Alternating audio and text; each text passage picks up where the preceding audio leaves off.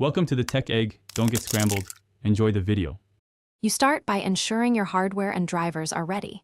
Install the latest Nvidia driver and GeForce experience, then sign in. Once done, connect a wired mouse and set your display to its native refresh rate and low latency mode. Next, open GeForce experience and enable in-game overlay so reflex settings appear. Make sure the game supports Nvidia Reflex.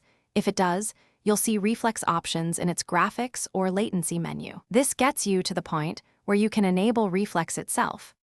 You now enable and configure reflex inside the game. Go to graphics or latency settings, find Nvidia Reflex and select on. If you use VSync or have high frame rate headroom, choose on plus boost to raise GPU clock stability. Otherwise, use plain on to reduce latency without added power.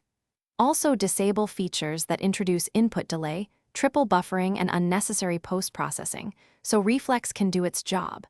Once configured, run a few matches to gauge feel and check Reflex latency overlay or third-party tools for validation. You finish by validating performance and troubleshooting if needed. Play normally while watching the Nvidia Reflex latency overlay to confirm input latency drops. If you notice stutters or frame pacing, switch from on plus boost to plain on, lower graphic presets, or cap FPS slightly below maximum to stabilize the GPU.